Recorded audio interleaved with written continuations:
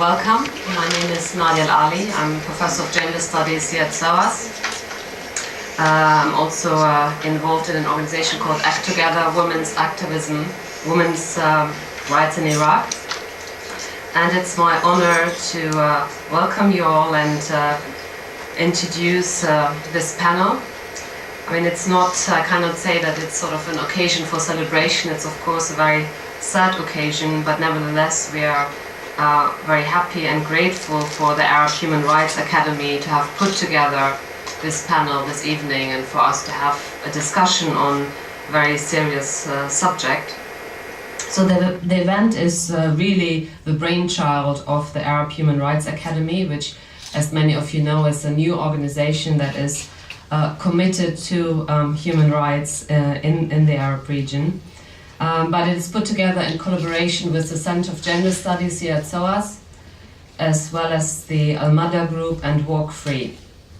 And aside from the panel, there will also be a film showing. I should just very quickly tell you a little bit about the Center for Gender Studies here at SOAS. It's an academic center focusing on gender studies with reference to the Middle East, Asia, and Africa. However, we are very much committed to try to bridge between academia, activism, and also practitioners working on gender-related issues. So many of the events we are hosting are actually not strictly academic, but are, like this evening's event, really focused more on sort of practical rights issues. Now I'm going to speak later on, but I would like to just a few sort of practical points. If I could ask you all to switch off your mobile phones or any devices that ring or make strange sounds, that would be really good. Also, there is no planned fire alarms, so if the alarms go off, that means that we have to leave the building. And I think that's it in terms of practical points. I'm now very pleased to introduce to you the moderator of this evening, Jonathan Fryer. Jonathan Fryer is a freelance writer, lecturer, and broadcaster on international affairs.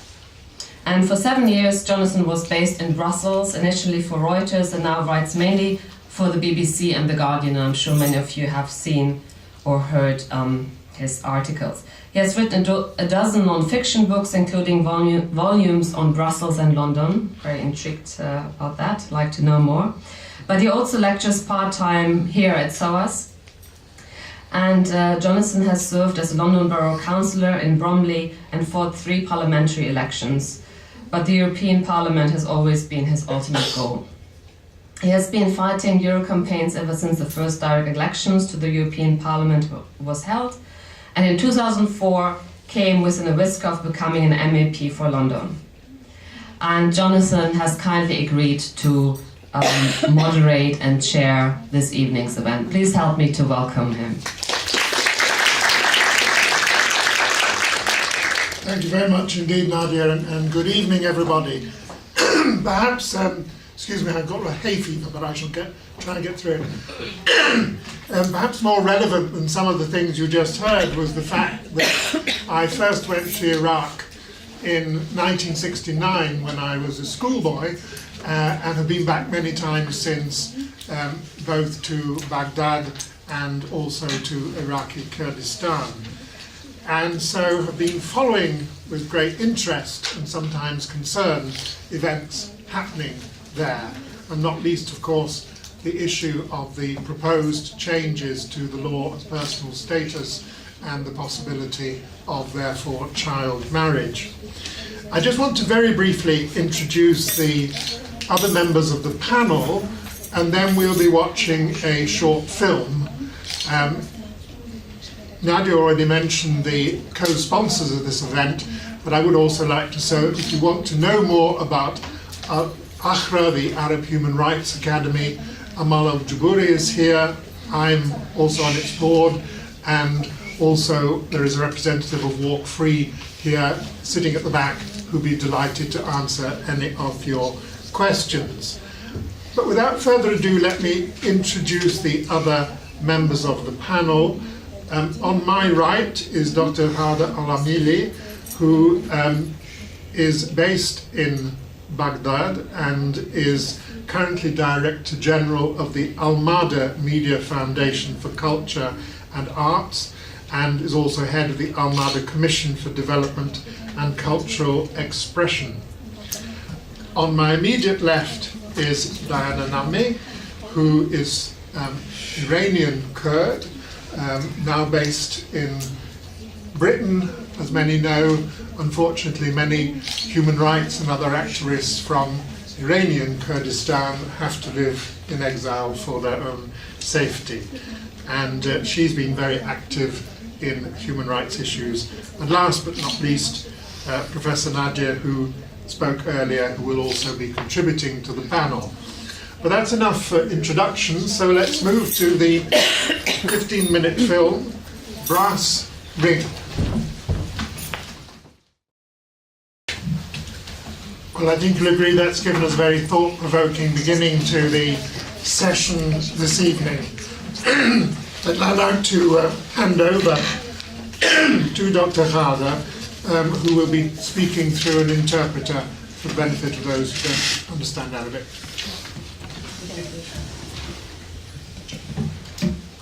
مساء الخير. أشكر في مستهل هذه الجلسة الجهات المنظمة على دعوتهم والحضور الكريم مشاركة في الملتقى الخاص بشرع عن الزواج القاصرات المنصوص عليه في مشروع قانون الأحوال الشخصية الجعفري المقدم إلى البرلمان العراقي لإقراره. Good evening. I would like to thank everyone here for inviting me today to speak about the underage marriage of girls that is being put forward in front of the Iraqi parliament in the name of, by the name of Al-Jafari law. سأستعرض في هذه الجلسة بعض الفقرات الخلافية في مشروع قانون القانون الجعفري ومقارنته بالقانون النافذ رقم 188 لسنة 1959 وكذلك الاتفاقية الدولية للقضاء على كافة أشكال التمييز ضد المرأة سيداء. During this session, I will go through all the controversial parts of this law, and I will also compare this law to the law that is currently being applied in Iraq, law number 188 for 1959, and I will also discuss this in relation to the Convention on the Elimination of All Forms of Discrimination against Women. ورث المجتمع العراقي تركة ثقيلة من العادات والتقاليد الرجعية ضد الأنثى بشكل خاص، مما أنتج طائفة من الظواهر الخطيرة في إطار التمييز بين البشر على أساس النوع الاجتماعي في الحياة الشخصية أو في المجالات الأخرى مثل الحقوق السياسية والمدنية، وهي ظواهر تمييزية تتعمق يوما بعد يوم حتى بعد سقوط النظام الدكتاتوري السابق ومرور أكثر من 10 سنوات على التغيير. The Iraqi community has inherited a very heavy heritage of very conservative and narrow-minded rules and regulations and traditions against the women especially, and this has resulted in very many phenomena which are being put amongst the discrimination against people, especially between women and men, on the private, on the personal and on the general status as well, on the general front. And especially in the region or in the areas of the political and the civil society. And these are phenomena which are very discriminatory and it increases day by day, even after the fall of the last regime and even after 10 years of the fall of the last regime. بسبب هذا التمييز الغير مقبول تفاقم استغلال النساء وازدادت حالات التمييز بين المرأة والرجل وظهرت حالات مثل غسل العار والقتل بدافع الشرف وعادت بعض الظواهر البالية مثل ختان البنات وزواج القاصرات وغيرها من خلال قولنتها وتمريرها بدلا من تحجيمها وتجريمها بنصوص تتوافق والحريات والحقوق الواردة في المواثيق الدولية لحقوق الإنسان والطفل والمصادق عليها من قبل العراق. Due to this discrimination, which is unacceptable, there has been much exploitation of women, and this has increased the amount of discrimination between women and men, and especially increased the amount of honor killings as well. and some of the phenomena which are very old have returned back, like the women mutilation and marriage of underage children. And this is being also, they are trying to pass this as a law at the moment, instead of reducing it and making it a crime. This is obviously led to that Iraq is, even the laws it had actually ratified, it is now trying to break. قانون الأحوال الشخصية هو مجموعة القواعد القانونية التي تحكم وتنظم شؤون الأسرة ومعاملاتها كالخطبة والزواج، الطلاق، العدة، النفقة، الحضانة، الإرث والتبني والوصاية وغيرها. If we try to define the personal status law, the personal status law is a set of laws which govern and regulate family affairs and the relationships between families, like marriage, divorce, the maintenance and the custody of children, and many more. في عام 2003 وبقرار من حاكم العراق المدني بول بريمر أعلن عن إلغاء قانون الأحوال الشخصية النافذ لسنة 1959 بالتواطؤ مع بعض القوى الإسلامية المتطرفة الممثلة في مجلس الحكم آنذاك. وآنذاك كان هنالك مواجهة من قبل المنظمات وبعض الشخصيات بسبب إعلان هذا القرار. In 2003, the American Iraqi governor of Iraq, Paul Bremer, has cancelled the personal status law number 188 for 1959, and this was in agreement with many of the Islamic and fundamentalist groups in Iraq, this was met by much opposition by many of the activists and the organizations that oppose this in Iraq. أعلن عن إلغاء القانون ذلك بإصدار قرار 137 في كانون الأول عام 2003، والذي ينص على ما يلي: أولاً تطبيق أحكام الشريعة الإسلامية فيما يخص الزواج والخطبة والطلاق والحضانة وباقي التفاصيل هذه. والفقرة ثانياً من هذا القرار كانت تتحدث عن إلغاء كل القوانين والقرارات والتعليمات والأحكام التي تخالف الفقرة 1 من هذا القرار. And therefore, in 2003, this law said that all the legislation has to abide by Islamic Sharia law, and it also meant that all the regulations and laws and instructions that have been passed that are opposing the Article 1 that cannot be applied if they oppose Article 1 of this constitution or law. في عام 2004 طالب العديد من الشخصيات والمنظمات بالضبط في شهر شباط من عام 2004 بإلغاء القرار رقم 137 خوفاً من تكريس الظلم ضد المرأة، وفعلاً تم ذلك وتم إيقاف هذا القرار. In 2004, many of the personalities and the activists in Iraq who are opposing this law have asked for this law to be cancelled, and this has actually has been applied, it has been cancelled, and this was in fear of any abuse and discrimination against women and children.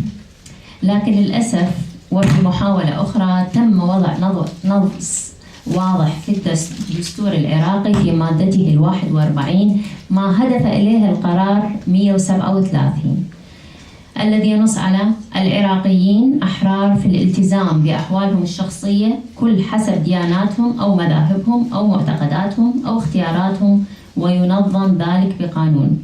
جوبهت هذه المادة برفض الحركة النسوية العراقية مرة أخرى، وفي جولة أخرى تكاتفت العديد من الإرادات لتجميد هذه المادة وعدم نفاذها ليومنا هذا. Unfortunately, even though this decision was cancelled or this law was cancelled, they still put an article number 41, And this stated that Iraqis are free to abide by their personal status according to their religious sects or beliefs or choices as regulated by law.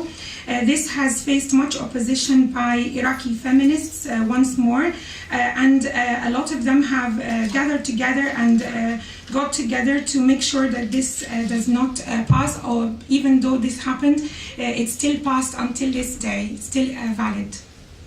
اليوم ونحن في عام 2014 وقبل الانتخابات النيابية، أحال مجلس الوزراء مشروع قانون الأحوال الشخصية الجعفري إلى مجلس النواب لغرض تشريعه، وأثار هذا المشروع ردود أفعال كثيرة، وكما شاهدتم في الفيلم كانت هنالك تظاهرات من قبل النساء، وتزامنت هذه التظاهرات مع أعياد المرأة، عيد المرأة العالمي، حيث تم إعلان الحداد في ذلك اليوم بدلا من الاحتفال بالمرأة وتكريمها. كان هنالك حداد بسبب هذا القانون الذي تم تمريره من مجلس الوزراء إلى البرلمان. And now there has been another law that's been passed on to the Council of Ministers to be passed. This is known as the law of Jafari. And this law was being passed on to the Council of Ministers for their approval. And due to this, as you have seen in the film, there has been many demonstrations by women activists, and especially these demonstrations were held on the International Day of Women. And instead of celebrating the International Day of Women, there was a time of mourning that was being shown in these demonstrations. علما أن هذا القانون يتقاطع مع ما ورد في قانون الأحوال الشخصية رقم 188 لسنة 59، ويتقاطع أيضا مع كل الاتفاقيات التي نصت على حرية الرأي وحرية وكل الحقوق الواردة بالمواثيق الدولية لحقوق الإنسان والمصادق عليها من قبل العراق في والمنصوصة في تشريع الوطني. This law that has been passed or is being at the moment discussed to be passed was law number 188. It opposes law number 188 for 1959. It is also against the international laws that are being approved for freedom and which are being ratified by Iraq. Many of the international laws for human rights and freedom. جاء تقديم القانون بعد مشاركة وفد العراق في اجتماعات لجنة سيداو في جنيف 14 شباط 2014 لمناقشة تقرير العراق مع لجنة الخبراء، واحتل هذا المشروع حيز كبير من المناقشات وكذلك المادة 141 من الدستور، ولم يبقي الخبراء قلقهم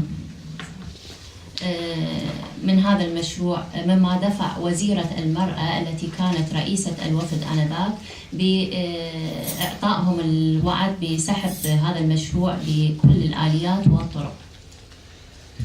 This law was being proposed after the meeting that was held by CEDAW in Geneva on the 18th of February 2014. This meeting was being held to discuss this law in Iraq, and there has been much discussions about this law and also the article number 41 of the Constitution and much opposition to it, and this has led to the Iraqi minister for women at the time to promise that this law will be taken out of the Iraqi constitution and out of being applied in Iraq.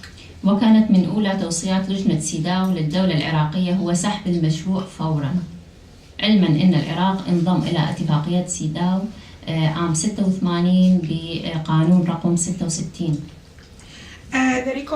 The recommendations of CEDAW were that this project of this law should be completely withdrawn, especially that Iraq has ratified to CEDAW and also to the law number 66 for 1986. يتألف مشروع قانون الأحوال الشخصية الجعفري من 253 مادة توزعت في 6 أبواب وتضمنت 22 فصلاً. The Jafari personal status law constitutes of 253 articles, which are being divided into 6 chapters, and each of these chapters together have contained 22 parts. عالج القانون 5 أمور موضوعية رئيسية هي الوصية، الزواج، الطلاق، الإرث، الوقف، وتضمن بين أحكامه مواضيع تتعلق بزواج الأطفال وحضانتهم ورضاعتهم ونسبهم والولاية عليهم. The law discussed mainly 5 main issues. These were the will, marriage, divorce, inheritance, and al-waqf. And it also discussed other issues, including the children's marriage and the custody of children, and also it discussed the will and custody guardianship. حمل هذا القانون اسم الجعفري، لكنه لا يتضمن أي نص يشير في مضمونه إلى أنه خاص للطائفة الشيعية الجعفرية، بل بالعكس تضمن في عدة فقرات وفي عدة مواقع ما يشير إلى أنه يسري على كل العراقيين. بالإمكان العودة إلى بعض الفقرات لاحقا والإشارة إلى ما ورد في هذه النصوص. The law carried the name of Al-Jafari, although it does not have any reference to any specific sect, or especially the Shia sect. However, this law said that it applies to all Iraqis, and we can go back to all the sections of this law and discuss them later. وهو يميز ضد المرأة المسلمة والمرأة غير المسلمة، يعني حتى النساء من كل الأديان الأخرى هو يميز ضدهم. This law discriminates against Muslim women and non-Muslim women. وهو ما يتضح أيضا في نص المادة 248 من مشروع القانون الذي يقول: لا تسري على العراقيين المنصوص عليهم في المادة 246 من هذا القانون أي نصوص قانونية أخرى تتعارض مع أحكام هذا القانون، ومعنى ذلك إلغاء قانون الأحوال الشخصية النافذ في حدود من يطبق عليهم وعدم تطبيق أي نصوص قانونية أخرى عليهم. This is very clear in article number 248 of the law.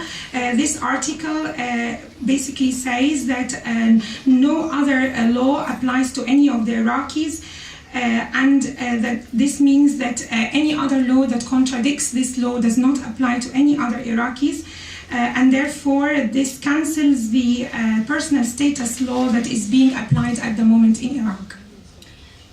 الزواج في قانون الأحوال الشخصية النافذ في المادة 3/1 يعرف بأنه عقد بين رجل وامرأة تحل له شرعا غايته إنشاء رابطة للحياة المشتركة والنسل.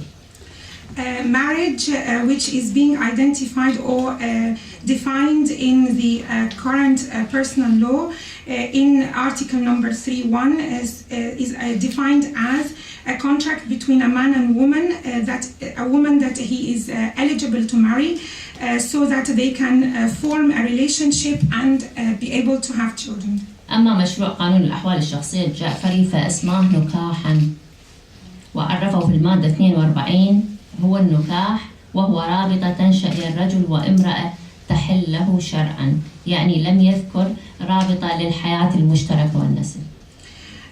However, the Jafari law defines marriage as the word nukah, which actually does mean marriage.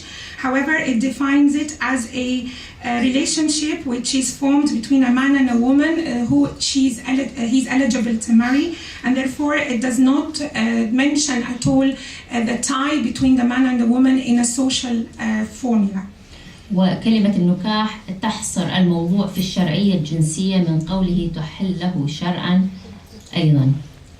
This means that this word nukah, which is marriage, limits the marriage only to sexual relationship and only to a woman that he is allowed to marry.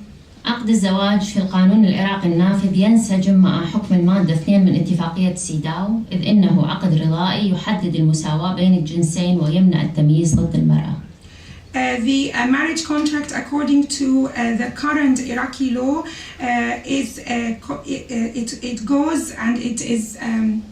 it goes with the article number 2 of CEDAW, and therefore it is a contract that is being formed by a mutual agreement, and it actually specifies the equality between both sexes, between women and men, and it does not allow for discrimination against women.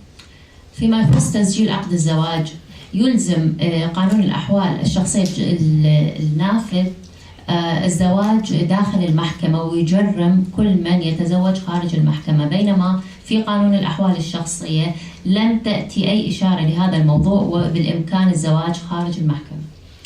The current Iraqi personal status law says that any marriage contract has to be registered in the court, and it is not allowed to marry outside the court. However, the proposed law, the Jafari law, does not mention anything about registration within the court, and therefore it allows marriage to happen outside the court. بالنسبة لسن الزواج، وهذا الأهم من كل هذه الورقة وما يدفعها، سن الزواج في قانون الأحوال الشخصية النافذ هو تمام 18 للجنسين وفقا للمادة 7/1، بينما لم يحدد قانون الأحوال الشخصية الجعفري سن للزواج، ولكن فقط ذكر سن البلوغ، إذ ربط موضوعة سن البلوغ بممارسة الجنس مع الفتاة، بينما سن الزواج لم يأتي ذكره، مما يعني إمكانية زواج الطفلة أو الطفل ولو بعمر يوم واحد.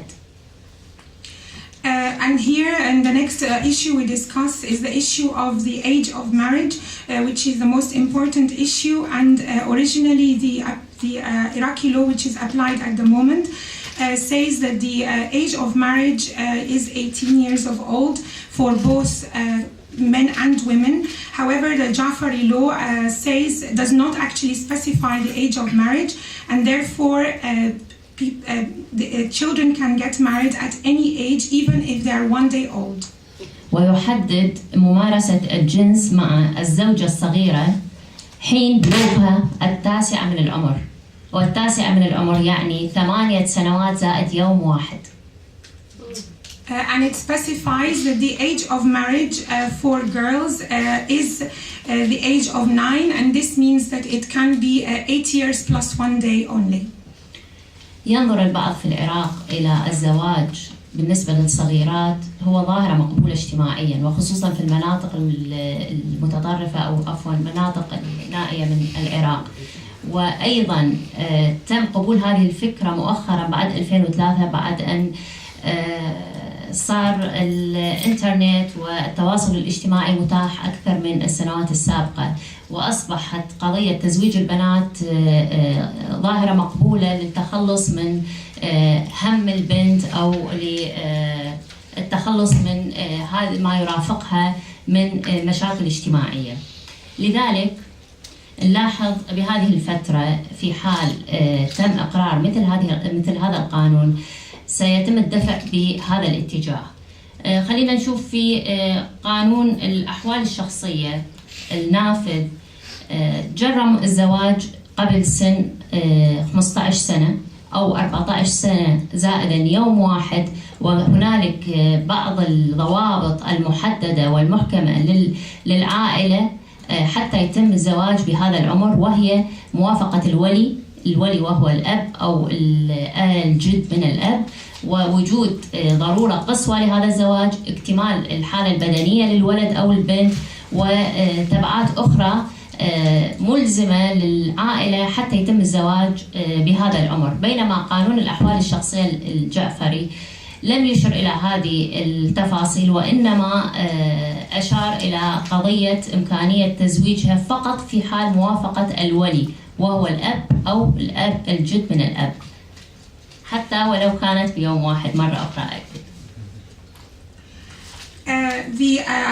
The concept of marriage of children under age has become now very widely accepted in Iraq, especially in the areas which are like the villages of Iraq and the faraway areas from the city, and that's especially happened after the year 2003.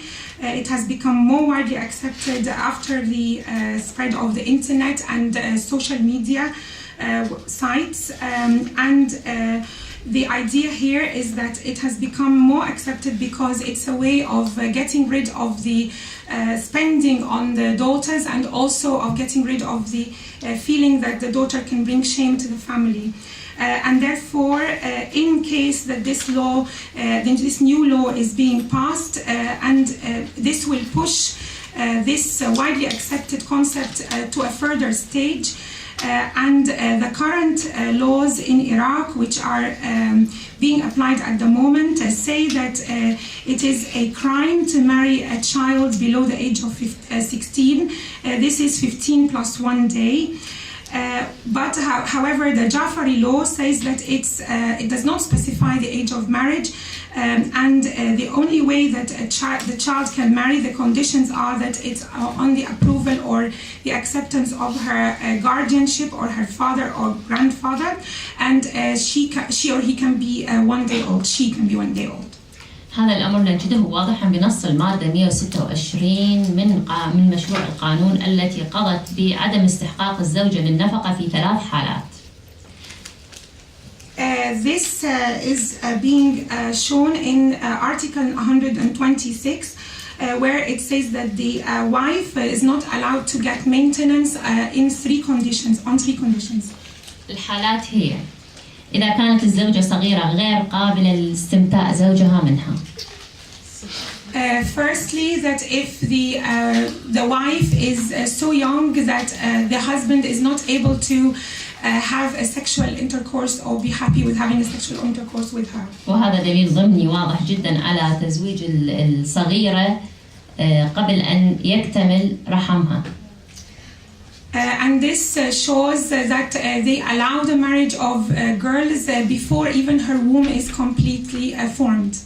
الدليل الثاني الأكثر وضوح هو نص المادة 147 من مشروع القانون التي تحدث فيها عن الطلاق البائن، وذكرت نوعا منه هو طلاق الصغيرة التي لم تبلغ 9 سنوات من عمرها، وهذا يعني إمكانية أن تتزوج بعمر 9 سنوات أو 8 سنوات وتطلق في عمر 9 سنوات. The second proof that this law allows marriage at any age is in Article number 147, which speaks about irrevocable divorce. When a child is only 9 years old, this means that she can be married at the age of 8 years plus 1 and then divorced again at 9 years old. الولاية في التزويج المادة 50 و53 من المشروع تعطي الحق للولي أن يزوج الولد أو البنت طالما هم بسن صغير. يعطي للولد حق تزويج نفسه عندما يكون عاقلا يبلغ العقل، والامرأة تبقى تحت وصاية الولي حتى لو كانت بعمر 50 أو 60 سنة، وحتى لو كانت مكتفية ماليا وتعيل نفسها طالما هي باكر. In Articles 50 and Articles 53, it allows the man to get married so long as he is mature and able to make his own judgment, but it does not allow the woman to get married without the approval of her guardian, even if she is 50 or 60 years old, so long as she is a virgin, and so long even if she is even able to spend on herself. بالنسبة لتعدد الزوجات في قانون الأحوال الشخصية النافذ لا يسمح بتعدد الزوجات إلا في حالات خاصة، وهي منها إذن القاضي، كفاية مالية لعائلة أكثر من زوجة، وجود مصلحة مشروعة، انتفاء احتمال عدم العدل بين الزوجات. ولكن في قانون مشروع قانون الأحوال الشخصية الجعفري لا يحدد عدد الزوجات، وبإمكان الزوج أن يتزوج من 4 في وقت واحد. According to the current law, the issue that discusses polygamy, it says that polygamy is only allowed if it is being passed by a judge, if the husband is able to keep the family or keep them a second wife or the third, fourth wife. Or the third thing is that if there is a mutual agreement between the two, and also if he is able to be equal between all wives. However, in the Ja'fari law, it does not state any permission to be allowed to be able to apply polygamy or practice polygamy. المواد القانونية أعلاه تختلف حكم الفقرة ألف من المادة 2 من اتفاقية سيداو فضلا عن كونها تخالف المادة 14 من الدستور العراقي. This means that this law is against what is being written in Article A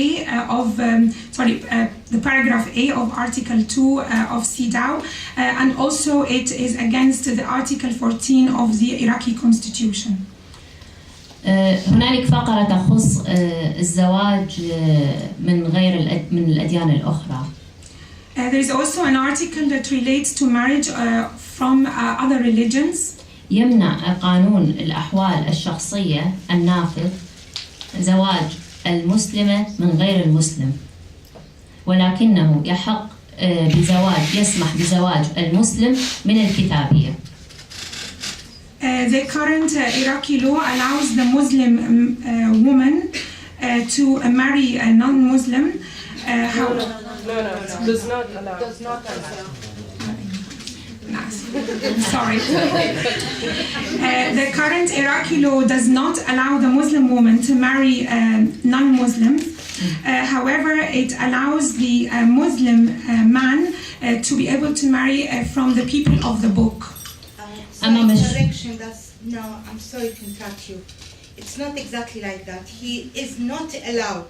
The Muslim man, he's not allowed to get married to a woman if she is not Muslim, but he can marry her as mut'a, just to go for a contract, have fun. قانون الأحوال الشخصية النافذ يسمح بالزواج من الكتابية. أما في قانون الأحوال الشخصية مشروع القانون الجعفري هو لا يسمح بالزواج من الكتابية، وإنما يعطيه الحق بالزواج المتقطع أي زواج المتعة فقط. 63 by the way. Okay. I'm sorry, It's okay. There will be time for some questions. كلمة عاقل انقضاء، كلمة راشد وليس عاقل بالقانون. عاقل تختلف. موجودة بالقانون. لا راشد ما في عاقل. كلمة عاقل تختلف عن كلمة راشد. The Ja'fari law, what Dr. Ghada is saying here is that the Ja'fari law does not allow the Muslim woman to marry non-Muslims, and it does not allow the Muslim man to marry a non-Muslim except for a marriage of pleasure. هذا النص لا ينسجم حكم المادة 1 من اتفاقية سيداو. And this contravenes Article number 1 of CEDAW. الإكراه على الزواج أو المنع من الزواج. And now the next part speaks about forced marriages or banning marriages. يجرم قانون الأحوال الشخصية النافذ الإكراه على الزواج والمنع من الزواج مثل العضل أو النهوة. The current personal status law says that it is a crime to force somebody to marry and also a crime to ban marriage. ويعاقب عليهما طبقا للمادة 9 من القانون. And this relates, I'm sorry, I'll have to explain العضل والنهوة. This relates to marriage, firstly the marriage banned except by a guardian order, and the second one relates to the cousin of the girl banning her to marry somebody else. And this contravenes Article 9. المادة 9 من القانون. Yeah, this contravenes Article 9 of the law. أما مشروع قانون الأحوال الشخصية الجعفري فلم يعالج ذلك نهائياً. However, the Ja'fari law does not discuss this issue at all. قانون الأحوال النافذ يتوافق وحكم المادتين 5 و16 من اتفاقية سيداو.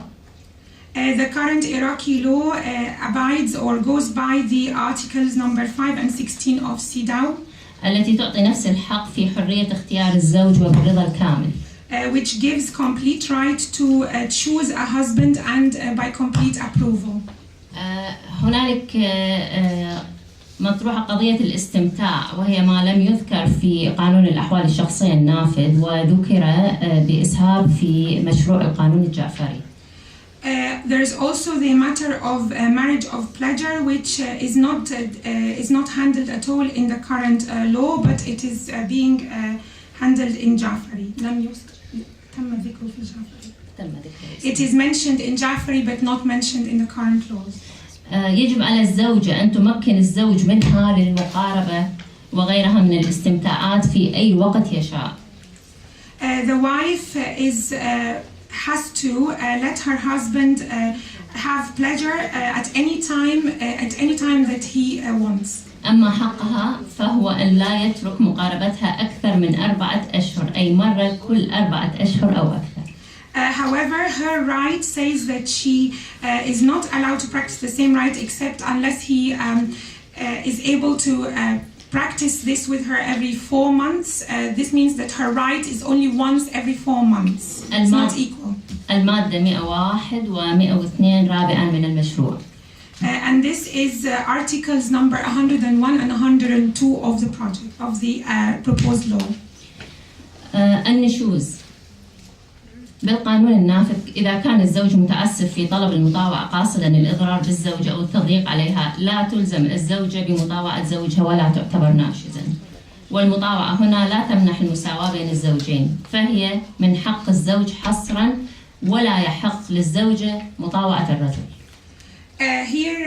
Now we talk about the issue of unlawful desertion. And that if the husband tries to get his wife to obey him using violence, then according to the current laws, the wife is able to leave him, and she is not regarded as This is not regarded as unlawful desertion. However, this does not apply in the same way.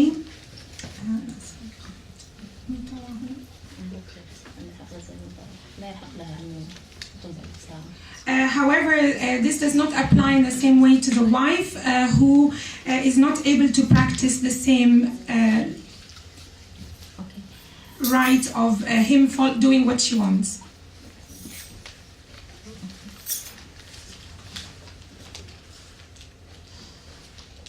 في هذا القانون النافذ والجعفري تمييز على وفق المعايير الواردة في المادة 5 من اتفاقيات سيداو، وكذلك نجد أن هذه المادة لا تنسجم والفقرة رابعا من المادة 19 من الدستور العراقي التي تمنع كافة أشكال العنف والتعسف في الأسرة والمدرسة والمجتمع. Here we find that both the law that's being applied at the moment in Iraq and the Jafari, they both do not go according to the standards that are being mentioned in article number 5 of CEDAW. التعسف في إيقاع الطلاق. And now we talk about the divorce.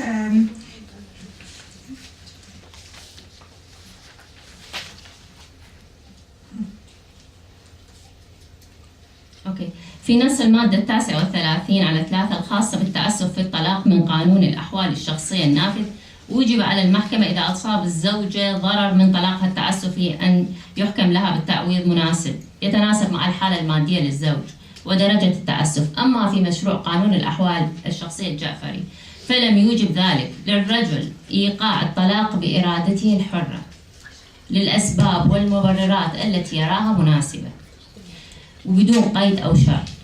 ولم يأتي مشروع قانون الأحوال الشخصية الجعفري بأي نص يتعلق بالتأسف في إيقاع الطلاق. قانون الأحوال الشخصية النافذ جاء منسجما مع الأحكام العامة الواردة في اتفاقية سيداو وعلى وجه الخصوص الديباج منه. In article number 39/3, this discusses arbitrary divorce, and this says that if the wife that she has suffered from arbitrary divorce, she is able to ask for compensation, which goes according to the compensation is commensurate with the financial status of the husband. However, in the Jafari law, it does not mention this, and it says that the husband is able to freely divorce his wife without any conditions or any restrictions. This means that the current law that is being applied goes according to the CEDAW rules, and especially according to the articles that are attached to CEDAW. هنالك فقرات كثيرة يمكن التطرق لها لكن الوقت لا يسمح، مثل المهر وقضية نفقة العدة والطلاق بالوكالة وفقرات كثيرة منها وما يخص الحضانة والإرث. لكن سأطلب من الجهة المنظمة ومن أجل رفع هذه المادة على الموقع الإلكتروني إذا أمكن، فيها تفاصيل كاملة وأعتقد هنالك ترجمة مبسطة لها. لكن تعليقا على كل ما تقدم، هنالك نص يقول العراقيون متساوون أمام القانون دون تمييز بسبب الجنس أو الدين أو المذهب. هذا هو نص المادة 14 من الدستور العراقي النافذ. فهل التزم مشروع قانون الأحوال الشخصية الجعفري بعدم التمييز بسبب الجنس أو الدين أو المذهب التزاما بالنص الدستوري؟ There are many other issues that is being discussed by the Ja'fari law. However, time does not allow tonight to discuss it. I will ask the people who have hosted, the organization hosting this event, to put it on the website, and you will be able to access this with a simple translation.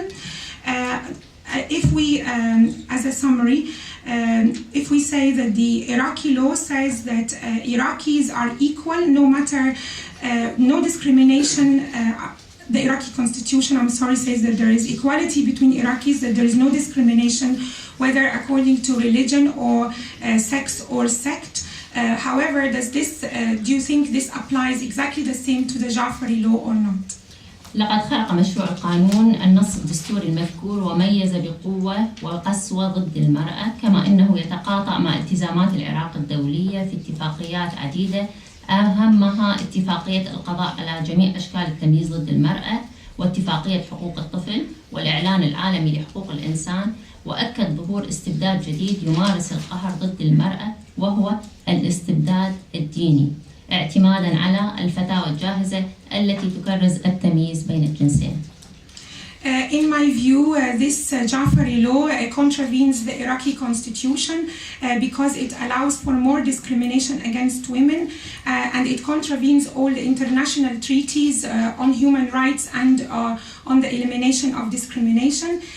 It especially allows for more discrimination against women according to their religion. في الختام، في كل الأديان السماوية ومنها الإسلام زواج القاصرات حرام شرعا، ولكن هنالك من يقوم بتفصيل الشرع والقانون وفقا لرغباته. شكرا جزيلا لتفضلكم بالمشاركة والاستماع. شكرا للجهات الداعية والمنظمة، الأكاديمية العربية لحقوق الإنسان، وأخص بالذكر السيدة أمل الجبوري. شكرا للسيدة نادية العلي من الممثلة لقسم الجندر جامعة لندن SOAS ومنظمة سر حرا. أشكرهم لاهتمامهم بهذه القضية وتأطيرها بإطار دولي، كذلك أشكرهم لإطلاق حملة مناهضة ضد هذا القانون والحصول على أكثر من 673 ألف شخص مناهض لهذا المشروع. شكرا جزيلا.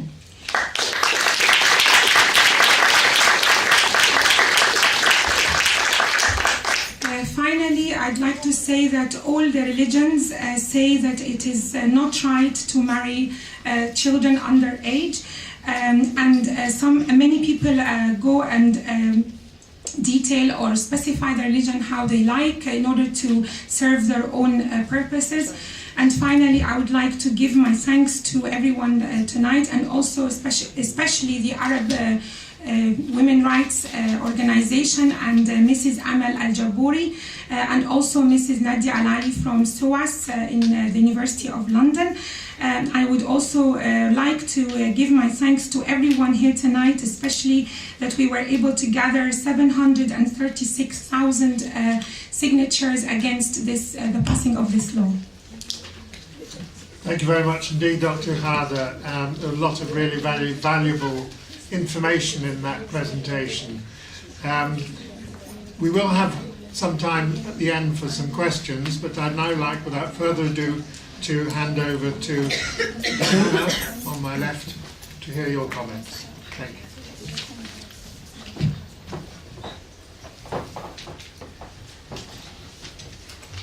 Good evening. I would like to thank you, the Arab Human Rights Academy, and also SOAS for inviting me, Gender Studies, for inviting me tonight to be part of this very important discussion. What we hear this around this few weeks, actually, or especially this week, it was all horrible news around the world about child marriage, honor killing, brutal gang rape, killing women. So it seems like, world is going back to dark ages, isn't it? I am getting really very, very, very worried that what is going to happen, what we can do. I just came back from protesting outside the Kurdish regional government office in London about the case of Dunya. Perhaps you heard about her.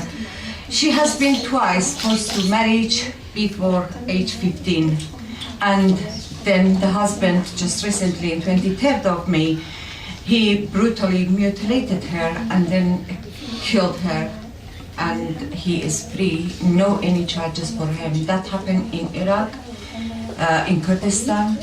So the law, it seems that allowing many people to just force their children, being gang raped, being raped by the husband that sometimes is their grandfathers, in their grandfather's age. This is unacceptable. It's really brutal, It's on the daily basis, our organization, Iranian and Kurdish Women's Rights Organization, even in the UK, we are dealing with forced marriage and child marriage in the UK, in London. That is happening everywhere. Because of the law in the UK, they have not been registered. It's happening in the streets, in our neighborhoods, in the next girl in our classroom, or in the neighboring area in our house. It's happening everywhere. They will get married via imams in the UK. And if you remember a while ago, it was a documentary that Panorama asked 50 imams if they want to get married a child of the girl, 12 years old girl. 19 of them immediately agreed to do so, and we are talking about UK even, not even Iraq. So this problem, it become a very, worldwide, and we need to have a worldwide action. By child, we mean under age of 18. By child, we mean those people who still need to be educated, who needs to be protected, who needs to be safeguarded, who needs to learn how to live and how to protect themselves. We talk about girls and boys that still, their body physically and mentally, they are developing. And under age means under 18, for those women especially that are not developed both physically and mentally. And it's then forcing them into a marriage. It will it will have a life damaging for them, both physically and mentally. We have cases that she was forced into a marriage at age of 9, and this girl become a huge, mentally huge problem in all her life.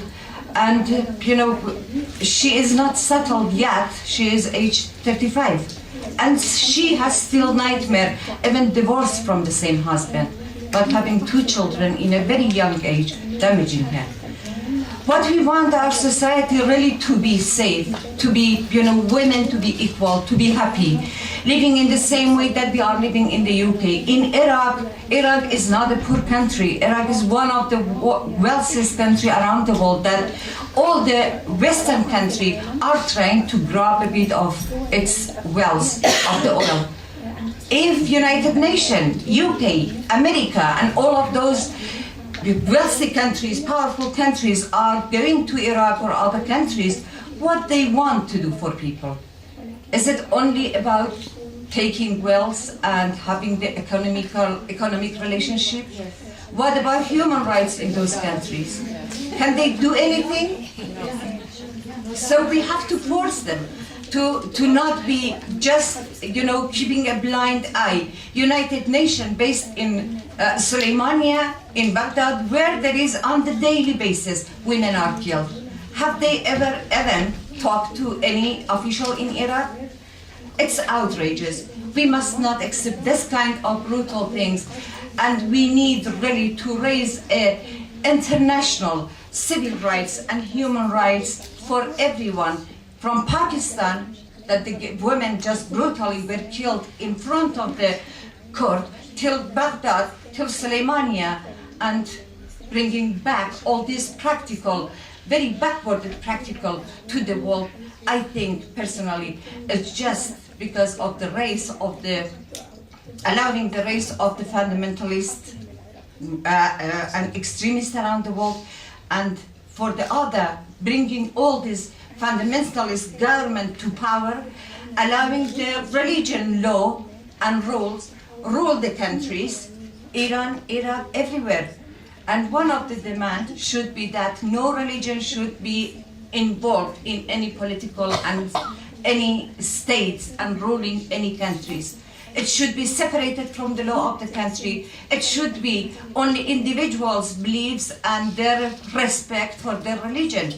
Otherwise, now it becomes a huge problem around the world. I think we need to demand that all the religions should be separated from the state. We need to demand for equal rights, for child rights, for human rights, and for equality, that it's getting back to before 60s and 70s, I'm afraid, in those countries. And especially the European countries and United Nations, they have to play a role in that and making changes in those countries.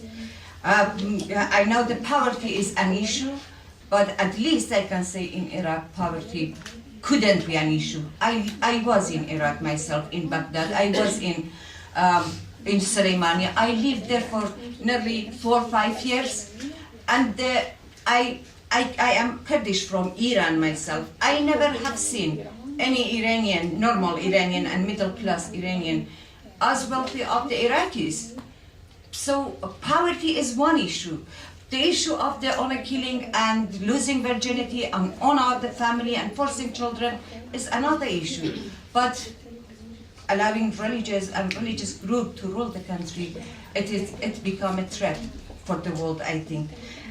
Thinking about the whole world, nearly 14.3 million women, girls, every year has been forced into marriage, all of them under 18. That means every minute, 27 girls will go to forced into marriage, and 1 in every 2 seconds, and all of them very, very young age, between age 9 to 15, and the majority, of course, it's from Middle Eastern and South Asian and development countries. So I will finish now by just asking that we need really to make a huge movement against all these brutal and backward practices that bring it, taking back all the countries and civil societies to dark ages. We need to stop it. It's very dangerous. Than even in the UK, the human rights and women's rights that we get and achieve, we must not take them even in the UK for granted. So we need to be aware and open our eyes and doesn't allow that happen. Thank you.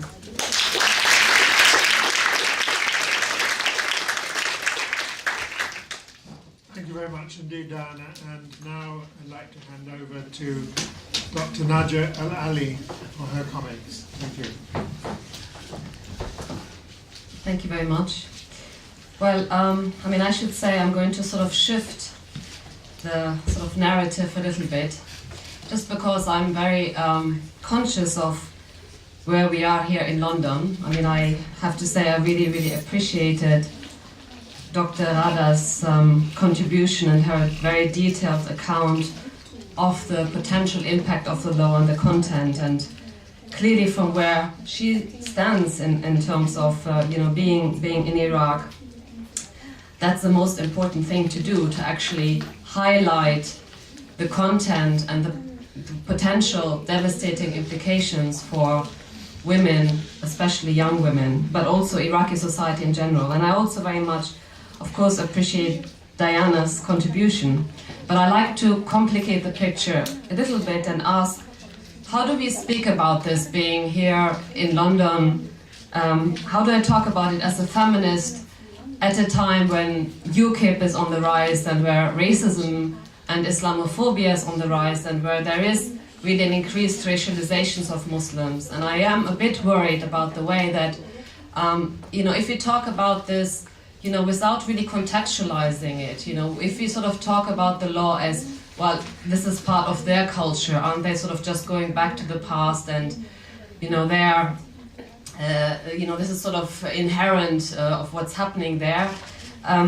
I worry about this discourse, and this is not to blame anyone. I mean, I think this is, right what's been said so far, but I think we also have to, sort of take a step back. And in my work, I've been very careful to, because I'm based here, I'm not in Iraq. I think if I would be in Iraq, I wouldn't have to do that. I'm very conscious that, many of you in the audience are clearly of Iraqi or Middle Eastern background, but not everyone and not all of you are familiar with the history of Iraq. And I think there is a danger that people often culturalize these issues. I think that when we speak about women's rights in Iraq, then I think it's important to stress that whatever you might have thought about Saddam Hussein, and I'm certainly not an apologetic for the regime, which was, very authoritarian dictatorship and involved in genocide, human rights abuses. But the Ba'ath regime in the beginning, in the first decade, did actually play an active role in promoting women's rights and gender equality with respect at least to education, labor force participation. And also, since '59, Iraq actually had one of the most progressive personal status codes in the region. Progressive in the sense that, a husband wasn't able to just divorce a woman, he had to go through court. Progressive in the sense that, a woman was able to ask for divorce as well. But, I think it's important to really look at political economy. What happened to Iraq that we now are actually faced with a situation that a law like this could potentially become a reality? Well, Iraq not only went through 35 years of dictatorship, it also went through several wars, the most comprehensive sanctions regime ever imposed on a country from 1990 to 2003. And I should say that I think there seems to be this mass amnesia about the sanctions period, because really if you look at Iraqi society, it is during the sanctions period that we witnessed a shift to much greater social conservatism. It is in the 90s that we saw a shift in terms of marriage patterns in a context where you started to really see demographic imbalances in terms of, according to conservative estimates, you had 55% women, others say 65% women, because more men had been killed in wars, more men had been killed by the regime, and more men also migrated abroad. Also, at the same time, you had the migration of many middle-class Iraqis. You had an impoverishment of the middle classes, and in that context, polygamy increased. Polygamy was not very common in Iraq before, but it became much more common. Also, this phenomenon of older men marrying much younger women. It's not just culture. There were political, economic reasons that families actually allowed this to happen. Your families would never previously would allow their daughters to get married as a second or third wife in a context where actually in Iraq increasingly poverty became an issue, and on that issue I would challenge Diana. No, many Iraqis are struggling, and there has been a humanitarian crisis since the 90s. And I would say that this law is very much a class issue as well. And I think that became very evident in Dr. Ghada's account of the situation. There is an issue that since the 90s we have had a lack of education. We had various waves of brain drain of Iraq. We have a situation where people are trying to survive. There's very large unemployment, and here it's not just in Iraq that women's issues are being instrumentalized. Personal status code in the region historically and today are the most symbolic sets of laws. You have actually historically a situation where in many countries, most of the laws were based on civil codes, secular civil codes. Like in Egypt, for example, most of the laws are based on Swiss civil code. But when it comes to the laws that govern marriage, divorce, child custody and inheritance, they're based on a specific reading of Islamic law. And the personal status code has actually varied historically across the region drastically. So like in Morocco, we actually have a very, very progressive set of laws. In Iraq, we had a relatively progressive set of laws. It is not a coincidence that the first thing that was being addressed after the fall of Saddam Hussein was actually the personal status code. Article 137 in December of 2003. This is actually something that's been happening across the region, because this is the most symbolic thing to demarcate boundaries between us versus them. I mean, I don't want to sort of bore you with gender theory, but feminist scholars across the world have demonstrated that when communities are in conflict, they're using women's bodies, women's dress codes, women's sexuality, reproduction as markers of boundaries between us versus them. And how best to actually control women then through these laws. And so also I think it's very important when we speak about the Jafri law, and it actually, Dr. Ghada did do so, to point out that yes, it is an issue about women's rights, but really it's also an issue about sectarianism. It's an issue about actually political struggles within the different Shia Islamist parties.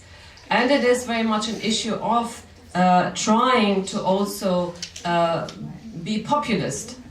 I mean, you know, when we go back to the 90s, the first thing that Saddam Hussein did in the 90s after the Gulf War and, you know, with the beginning of sanctions, when he didn't actually have enough cash to pay out people as they did before, he actually tried to play with the whole issue of honor and, you know, women, you know, the right for in terms of honor-based killings, and he tried to sort of change the law. He tries to appease, you know, the patriarchs, the tribal leaders, and I think that something is happening there as well. A kind of sort of appeasing of a kind of populist appeasing of certain elements of the population, which really should not be equated with Iraqi culture at all. I think it's also very contested. It's very much based on class and education as well. And I think it's very much a matter of power struggles now within Iraq. So I just, you know, think that we need to kind of, you know, complicate the picture. I think I'm a bit worried about. I mean, as much don't get me wrong. I mean, I'm, you know, I'm a feminist through and through, and I'm very much committed to a secular state. But I don't think that sort of the sensationalizing of the law and the sort of the focus on, you know. I mean, I think it's right. One of the worst things is that children get married, but I am worried with the way some of these petitions went around, and I think they have to be particularly careful, and I think we have a responsibility to contextualize and challenge some of these sensationalist tones when we speak about it here in London at this particular historical moment. Thank you.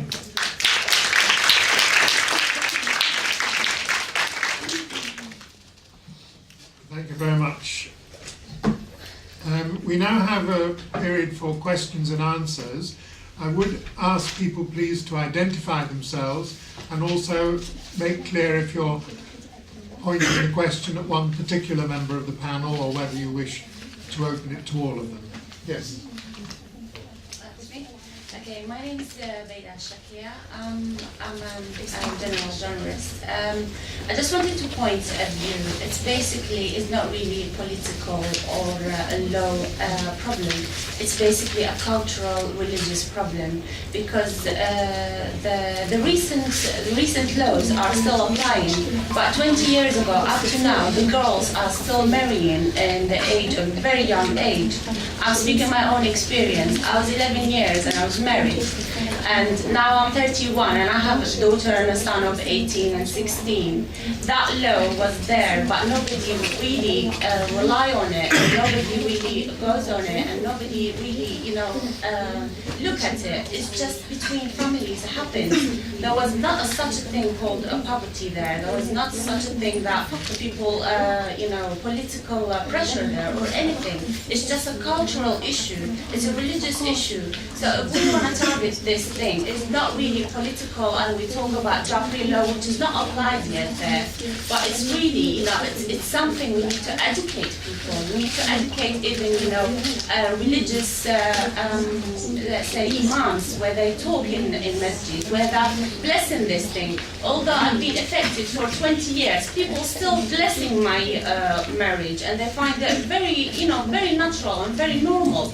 So the really problem there is we need to educate girls to know their rights before even the families themselves, because this problem gonna stay there, and people gonna use women. Women in Iraq being abused. We have to, we have to declare that. We have to know that. It's just the women need to know their rights properly. Families need, mothers need to understand really, the problem of their kids, their own kids. I had to suffer myself. I've been warned a few times to be killed because I went to kill my husband, and no law stopped them. I went so many religious places, and nobody helped me there. So women really suffered there, and it's a really suffer. So it's basically a religious. And it's a wrong religious interpretation and also cultural problem. So the main issue is much bigger than we talked here and we debated about, because the law is not really applied yet. So that's my point. Thank you very much for that very good moving personal question. Would any member of the panel like to respond to that? Should we take some? Because they have been listening to us. Should we take a few? Let's gentleman in the middle. I'll take three. Then, sorry, the lady there. Yes. Me? Yes. Yes. My name is Felice Longcrane. I think one point that it was missed here that strikes me every day I read the newspaper, and as a woman, the collaboration that women themselves perform in the mutilation of their daughters, in the marriage of their daughters at a young age, in honor killings. The more I think about the whole issue of gender and female rights, I think until women insist, we always put the agency onto the men, the imams, the politicians, the United Nations, our husbands, our brothers, our sons. I think until we take control, I don't know how we do that except through education. I would like the opinion of all the panel on the issue of our collaboration as women and our own abuse and violation. Thank you. I'll take one more question in this round, and there will be more after that. So the young lady up at the back in that corner, yes. Hi, my name is Emmanuel Davis-Costi. I'm a PhD student here at SOAS. Could you speak up? Sorry, I actually have a question rather than a point. I was just wondering if you could clarify why exactly it's being called the Jafari Law, because it was mentioned in the video, and I think it was several people pointed out that it was partly populist politics, that it's to do with sectarian intentions, and the Hezbollah party trying to rally the troops, as it were, in the upcoming elections. But I was wondering what the reason behind is there some kind of Islamic background in terms of why it's being called Jafari, or is it purely just a political sectarian position?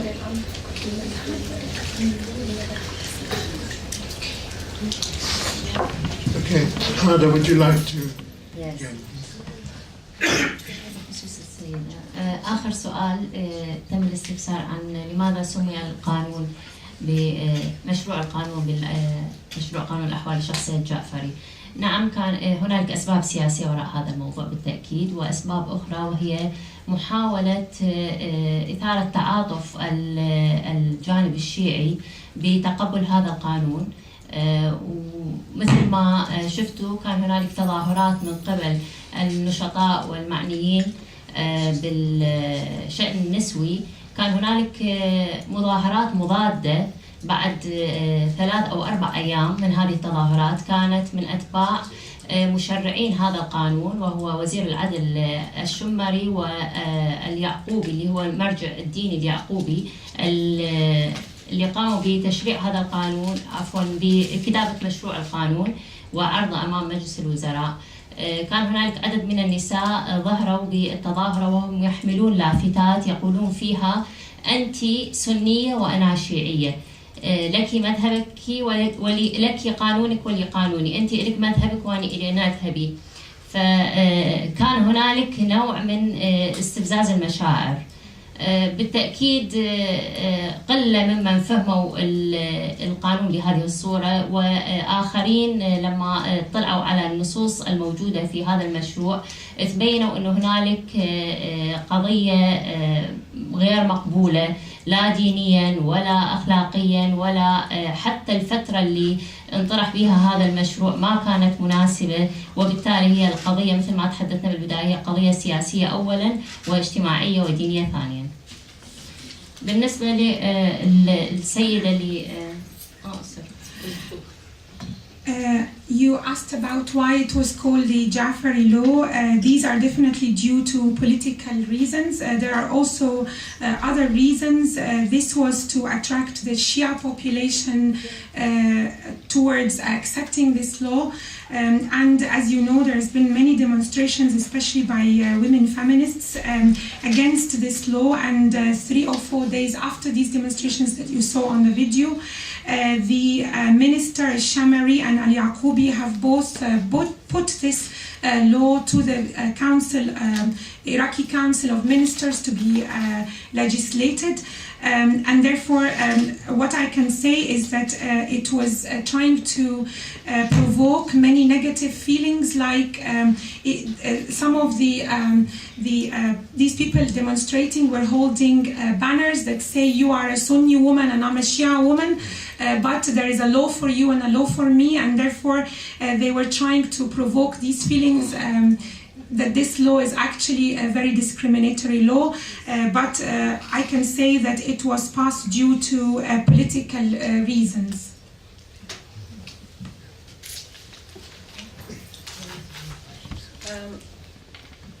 Thank you.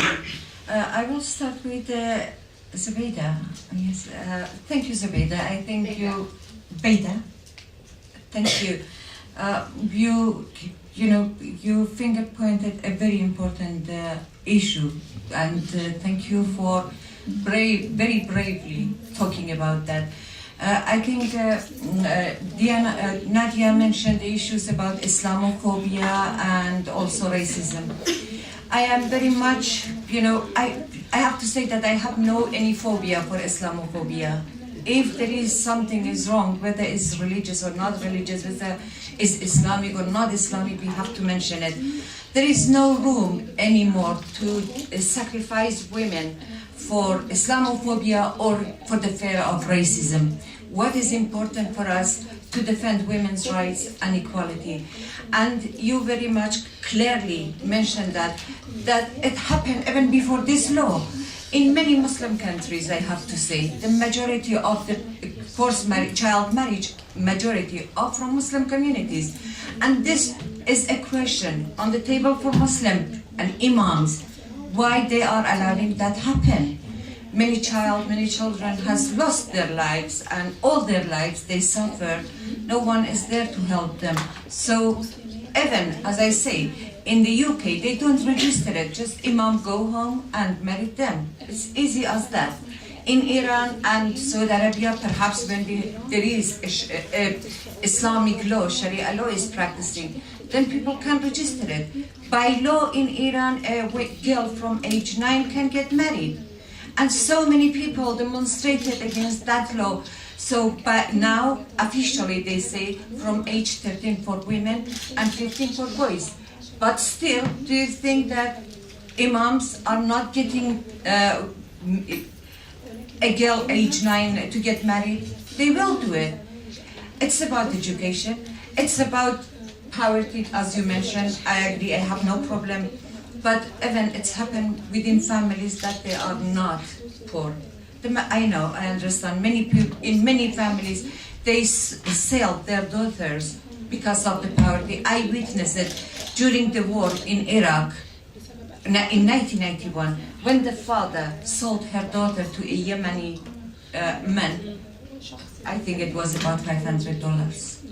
You know, it's painful, and I cried. I couldn't do anything. I had no money to give to him.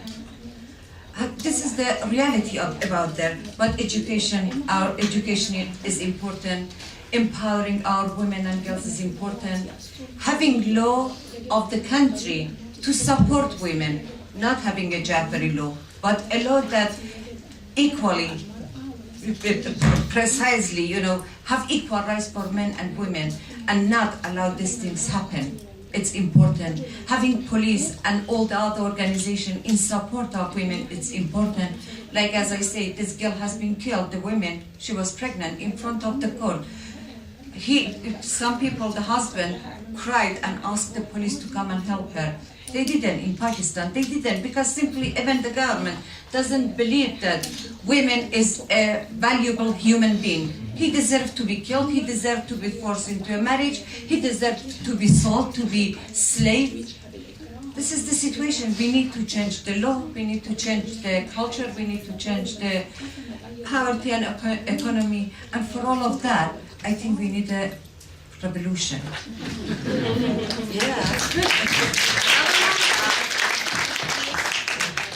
Well, unfortunately, we have seen that several revolutions, or what we thought were revolutions, did not really result very well in terms of women. Just 2 points. One, in terms of the question of how do you explain the collaboration and complicity of women? Actually, one former professor here at SOAS, Denise Kandyotti, in the 80s, she came up with this concept, and I think it's still very valid and useful, the idea of the patriarchal bargain. And the patriarchal bargain meaning that very, very few women actually have either the confidence or the resources to challenge the system. Most women try to make the system work for themselves by maneuvering it, by manipulating it. The whole sort of the cliche of the, bad mother-in-law who, when she is young is sort of the most vulnerable one, but at some point in her life able to exert power over younger women. I mean, it's a cliche, but there's also something in it. And the fact that women in many ways are actually the ones who are pushing for FGM, for example, much more than the men. And I think this sort of idea that, we are, very few of us have the ability to sort of try to change. And so we're trying to make the most of the system, unfortunately, and often being our worst enemies, which is really sad. And I agree with you. That's really, we're focusing always on men, but we have to focus actually on women. And in terms of the issue about culture, I also really appreciate what you say, and I totally agree that, Ghada, that, a law, you might change a law, but that doesn't actually mean either the interpretation, because that's another thing, people have to interpret the law, and then also the practices. And as an anthropologist, I'm very aware. Just one thing. Another thing is, they didn't force me for marriage, but they manipulated marriage for me. So exactly. They manipulated everything. Yeah, no, I mean, and I also, I actually agree with Diana that we have to be careful. I mean, I am also fed up with the what often becomes an apologetic in the name of Islamophobia and racism to not speak about inequalities and oppression, but still. Let me allow me to introduce some nuance. Again, I'm also speaking as an anthropologist. I don't believe that there is an Iraqi culture. Okay, I mean, in my research, I found that there are huge variations depending on social class, and certainly historically, huge variations depending on whether middle class Baghdadi or working class or peasant or Maslawi. I mean, there are huge variations, and the variations are not merely in terms of ethnicity and religion, actually, much more in social class. And culture has been changing. And yes, I agree that practices do not change because laws change. But if you have a whole regime I mean, I do think that the context in the 70s, when there was an oil boom, when there was an economic boom, when schools were built, when there was money to childcare, when there was money for children to go to school or women to go to the workplace, that had an impact on gender norms and relations. When there was the Iran-Iraq war and when the government came out to say, well, every good Iraqi woman should have 5 children and contraception was made illegal and abortion made illegal, that had an impact on gender norms and relations and the militarization of masculinity. And in the 90s, when there were no jobs and the good Iraqi woman was the woman who stayed at home, that had an impact on gender norms and relations. However, within that, of course, huge variations, whether you are in the city, in the countryside, depending on social class. And laws are important, but they're not everything.